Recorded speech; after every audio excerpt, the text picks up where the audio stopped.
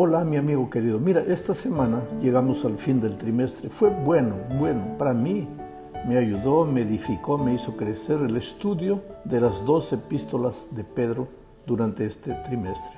Pero todo llega al fin y llegamos ahora al fin del estudio de estas 2 epístolas. Apenas tocamos la epístola ligeramente porque hay tanto mensaje, solo que 13 sábados no son suficientes para todo eso. Esta semana haremos prácticamente un resumen de toda la lección. Veremos 5 temas que destacan con nitidez en las 2 epístolas de Pedro. Son temas vitales de la experiencia cristiana, temas que ayudan al cristiano a caminar, a transitar en este desierto en que vivimos cuando caminamos hacia Canaán celestial. Recordemos que Pedro, las 2 epístolas de él fueron escritas en tiempos de persecución. La iglesia estaba sufriendo, perseguida, escondida, yendo de un lado para otro para no ser presa. Por otro lado, la iglesia joven estaba siendo acechada por falsas enseñanzas, falsos maestros que se levantaban y traían enseñanzas falsas a la iglesia cristiana. El apóstol Pedro combate las herejías y afirma algunas verdades claves, pero lo hace en el contexto de una iglesia que viene siendo perseguida. Eso hay que tener en mente a lo largo de todo el estudio. El primer tema que trata es el tema de la salvación como resultado del sufrimiento de Cristo. Claro, no podría haber otro tema. Si tú revisas la Biblia vas a ver que ese es el tema que atraviesa todas las páginas de la Biblia, el tema de la salvación en Cristo. Finalmente, el propósito de la enseñanza bíblica es traernos de vuelta a los brazos del Señor Jesús, enseñarnos a andar, a caminar todos los días con Cristo. Pedro habla de la salvación en Cristo. Lo hace en varios textos, pero yo voy a leer solo algunos de ellos. Voy a empezar leyendo primera de Pedro capítulo 2, versículo 24, que dice, Él mismo, refiriéndose a Jesús. Vamos a tener el texto en la pantalla para ir analizando el texto. Él mismo, Cristo, llevó nuestros pecados. ¿De quién eran los pecados? De nuestros, de los hombres, de los seres humanos. Pero Él mismo, Cristo, llevó nuestros pecados en su cuerpo, sobre el madero, a fin de que nosotros, habiendo muerto a los pecados, vivamos para la justicia. Por sus heridas, ustedes han sido sanados. Ahora, este pensamiento expresado en este texto, y voy a dejar el texto en la tela, este pensamiento viene de Isaías. Es Isaías el que dice que el Señor Jesús fue sacrificado por nuestros pecados, cargó nuestras enfermedades, sufrió nuestro dolor. Pero Pedro toma las palabras de Isaías para hacerlas suyas. Claro, es el mismo espíritu que inspiró a Isaías, es el mismo espíritu que está inspirando a Pedro. Y Pedro destaca el hecho de Cristo como sustitución por el pecado del hombre. Cristo, el sacrificio por el pecado del hombre. Los pecados eran nuestros, pero Jesús tomó en su cuerpo, Él es el Cordero, simbólicamente, tomó en su cuerpo nuestros pecados. En el tiempo de Israel, el pecador llevaba un corderito al templo y ahí en el altar colocaba el corderito, colocaba la mano en el cordero y transfería sus pecados al cordero. Después el pecador se retiraba a la casa feliz y el cordero era muerto por causa de los pecados, no de los pecados del cordero, sino de los pecados del pecador que había transferido sus pecados al cordero.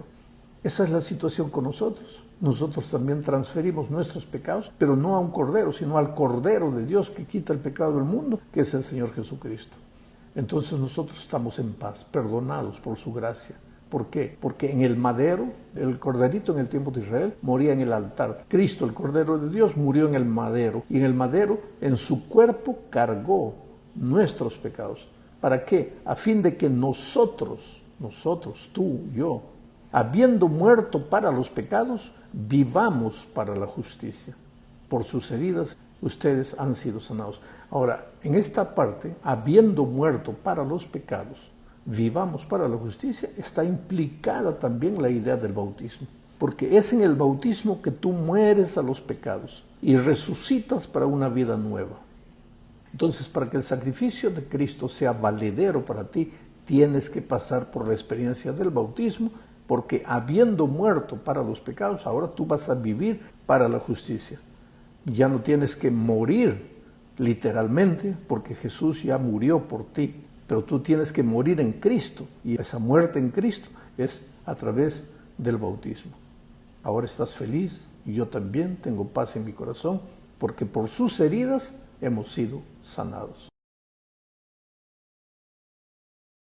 Otro texto de Pedro que habla de la salvación en Cristo es Primera de Pedro capítulo 1 versículos 18 y 19.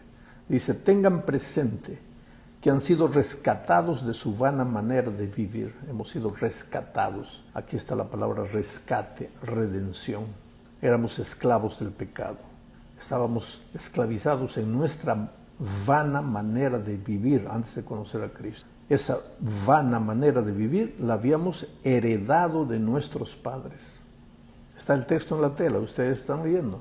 Esa vana manera de vivir la habíamos heredado de los padres. Y nosotros fuimos rescatados. ¿Por qué? Por el sacrificio de Cristo. No fuimos rescatados con cosas corruptibles como oro, plata, sino con la sangre preciosa de Cristo, como la de un cordero sin mancha y sin contaminación. Esta figura de la redención tiene que ver con los tiempos de esclavitud, en la época de Pablo, en que a veces un hombre rico compraba a un esclavo para dejarlo en libertad. Cristo, el hombre rico, rico en amor, rico en misericordia, pagó el precio de nuestros pecados, nos libró de las manos de nuestra vana manera de vivir, donde estaba el diablo esclavizándonos, y ahora somos libres en él. El tercer texto que quiero leer es Primera de Pedro capítulo 3 versículo 18. Dice así: porque Cristo también padeció una vez para siempre por los pecados. ¿Por qué dice Cristo también padeció una vez para siempre por los pecados? Una vez para siempre, porque el corderito moría todos los días en el tiempo de Israel, pero con Cristo no. El Cristo, el Cordero de Dios, murió una sola vez y para siempre. ¿Por qué murió? Por los pecados. El justo, Cristo, por los injustos. ¿Quiénes? Los seres humanos. ¿Y para qué? Para llevarnos a Dios, porque estábamos lejos de Dios. El pecado nos llevó para lejos de Dios, y lejos de Dios no somos felices, vivimos en tragedias, llorando, sufriendo, solos, abandonados. Ahora Cristo, el justo, muere por el injusto. ¿Para qué? Para llevarnos a Dios, siendo a la verdad ahora muerto en la carne, pero vivificado en el Espíritu.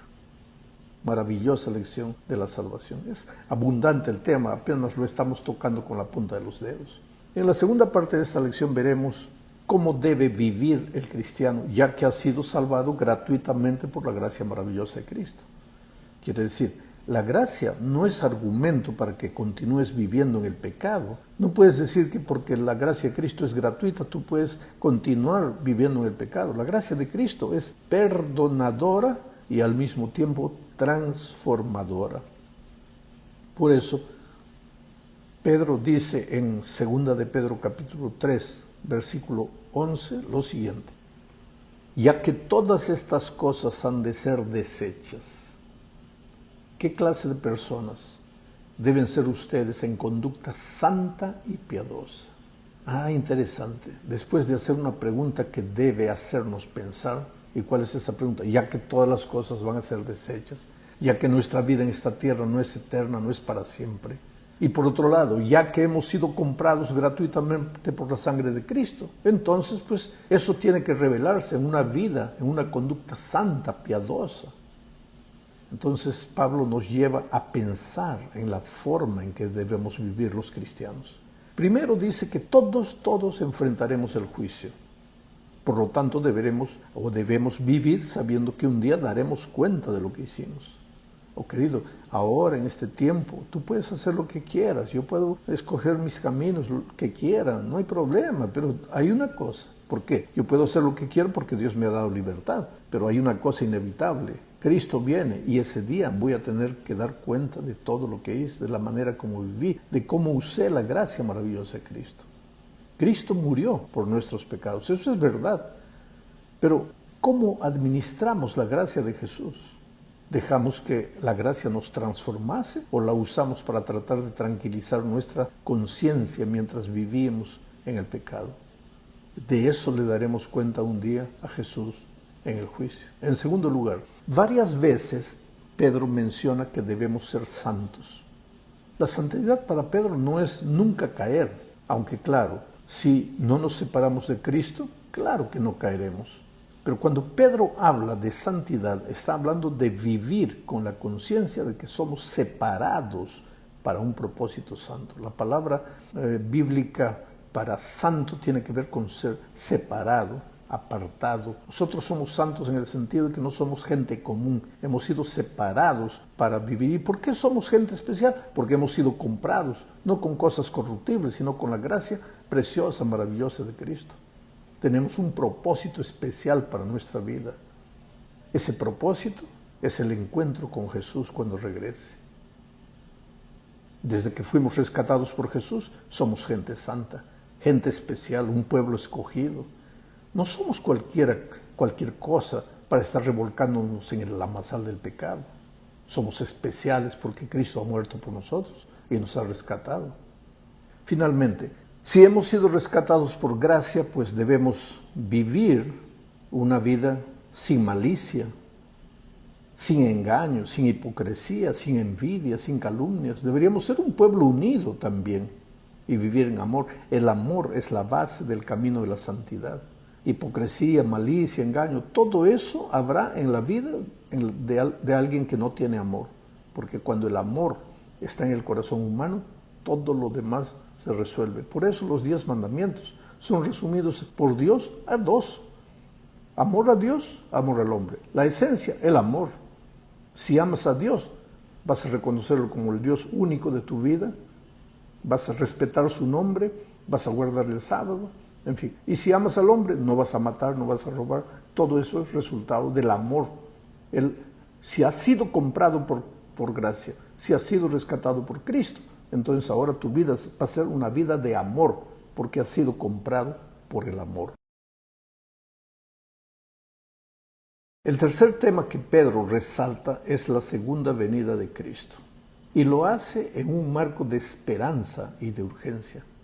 Recuerda que la epístola fue escrita en tiempos de persecución, pero a pesar del sufrimiento de esta tierra, tenemos la esperanza de que cuando Cristo venga, el dolor y el sufrimiento llegarán al fin. Por lo menos Pedro quería que la gente de su tiempo entendiera eso. Era verdad que ellos estaban perseguidos, no podían comprar una casa, no podían establecerse en un lugar, que la persecución ya venía. Y Pedro les dice, pero no se preocupe, ya Cristo viene. ¿Y para qué Cristo viene? Cuando Cristo venga habrá 2 cosas. Primero, el mal será destruido. Del mal no va a quedar ni raíz ni rama.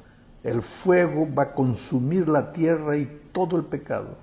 Solo que antes de que el mal sea destruido, consumido, acabado, viene la hora del juicio. Y el juicio, querido, no tiene que asustarnos. En este momento estamos viviendo el tiempo del juicio de investigación. No tenemos que asustarnos porque nuestra vida está escondida en Cristo. Después vendrá el juicio ejecutivo cuando venga Jesucristo a esta tierra. Tampoco tenemos que tener miedo porque nuestra vida está escondida en Cristo. Lo único que tienes que tener seguridad es de, ¿está tu vida escondida en Cristo? Entonces nada te va a asustar. Ni la persecución, ni el juicio, ni la segunda venida de Cristo. Hay muchos cristianos que no han entendido esto. Viven desesperados, la persecución, ¿cuándo viene? El decreto dominical, ¿cuándo sale? Y esto y aquello. ¿Tú por qué te desesperas? Tú escóndete en Cristo. Escóndete en la roca más alta que tú. Vive con Jesucristo. Y después que venga lo que venga la muerte, que venga la persecución, que venga el decreto dominical. Y ora para que Cristo venga. ¿Por qué? Porque cuando Cristo venga, pues viene a ponerle un punto final a la historia del pecado. Ya nadie te va a hacer sufrir, nadie te va a hacer llorar. El momento difícil que estás viviendo ahora, en este momento, a veces con el corazón partido. Acabo de hablar en este momento con un padre que me dice, pastor, no sé qué hacer con mi hijo. Lo he educado en la iglesia, le he enseñado los principios, ahora llegó a ser joven, no quiere saber nada con Dios, ¿qué hago? Pues todo eso va a llegar al final. Tal vez mientras estoy hablando ahorita, estás triste porque tu hogar está deshecho, ya no sabes qué hacer, parece que ha llegado al punto final. O estás pasando por problemas profesionales, Mientras vivamos en este mundo, pues claro que nuestros pies caminan en la arena caliente del desierto de esta vida. Nuestras sandalias ya están gastadas. ¿Cuánto dista para Canaán? ¿Cuánto falta? Cristo ya viene. No te desesperes. Y Cristo viene para ponerle un punto final a la historia del pecado. Ese es el tema, uno de los temas que Pedro destaca en sus epístolas. El cuarto tema que se destaca en las epístolas de Pedro es la relación de los hijos de Dios con el mundo en que vive. Primera de Pedro capítulo 2, versículos 11 y 12 dice: Amados, yo los exhorto como a peregrinos, como a expatriados, que se abstengan de las pasiones carnales que combaten contra la vida. Tengan una conducta ejemplar entre los gentiles, para que en lo que ellos los calumnian como a malhechores, al ver las buenas obras de ustedes, glorifican a Dios en el día de la visitación. Pedro no está hablando aquí de que la vida del cristiano en esta tierra va a ser un mar de rosas. Lo que él está diciendo es que en este mundo donde el pecado reina, nosotros somos peregrinos, somos expatriados. ¿Expatriados de dónde? Hemos salido de nuestro hogar. Nunca deberíamos haber salido del Edén, pero salimos. Estamos peregrinando esta tierra rumbo a nuestro verdadero destino, a nuestra casa, a nuestro hogar celestial. Pero mientras eso, pues tenemos que vivir, a veces acosados y acusados, a veces calumniados por causa de la fe.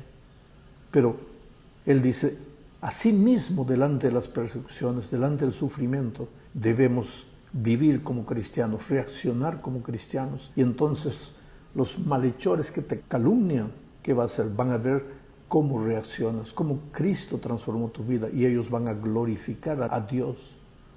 Y en el día de la visitación, que cuando Cristo volverá, pues tú tendrás la gran recompensa de la vida. Ahora, mientras vivas en esta tierra, también tienes que saber relacionarte con las autoridades, respetarlas. No siempre las autoridades son el ideal de autoridades, son seres humanos. Nuestra misión en esta tierra como cristianos no es criticarlas, condenarlas, juzgarlas, sino confiar, respetarlas.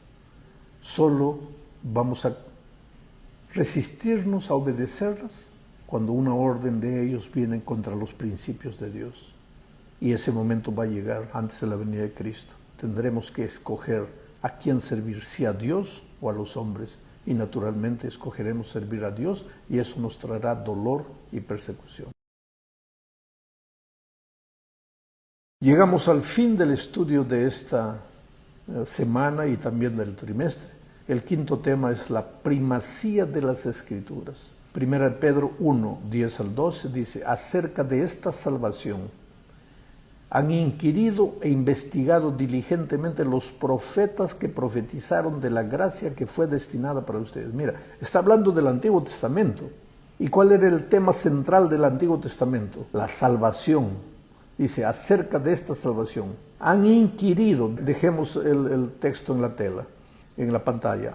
Acerca de esta salvación han inquirido e investigado diligentemente los profetas. Los profetas investigaban, inquirían acerca del tema de la salvación. El tema central del Antiguo Testamento es la salvación, y la salvación por gracia. Y ese tema continúa siendo el tema central del Nuevo Testamento. Dice, acerca de esta salvación han inquirido e investigado diligentemente los profetas que profetizaron de la gracia que fue destinada para ustedes. Ellos escudriñaban para ver qué persona y qué tiempo indicaba el Espíritu de Cristo que estaba en ellos, quien predijo las aflicciones que habían de venir a Cristo y las glorias después de ellas.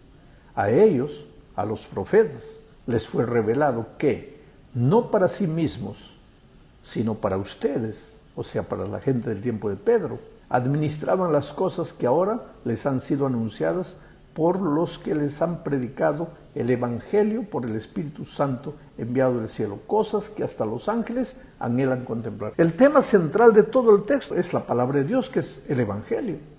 La palabra de Dios es el Evangelio. Es por eso que el mensaje que la iglesia anuncia es el Evangelio. Es por eso que en Apocalipsis 14 aparece el ángel teniendo el evangelio eterno para predicarlo. Evangelio es esperanza, no es condenación, no es anuncio de tragedias. Eso tú puedes hacerlo porque los profetas también lo hicieron. Advertir que si el pecador no se arrepiente, va a enfrentar la condenación, la muerte eterna finalmente. Pero a partir de ese momento, anunciar la esperanza. Hay esperanza para ti. No tienes que caminar en dirección de la muerte. Vuelve al Señor Jesucristo. Entrégate al Señor Jesucristo. Tu vida no te pertenece. Tu vida le pertenece a Jesús. Hoy es el día de buena nueva. Hoy es el día de salvación. Eso es evangelio eterno.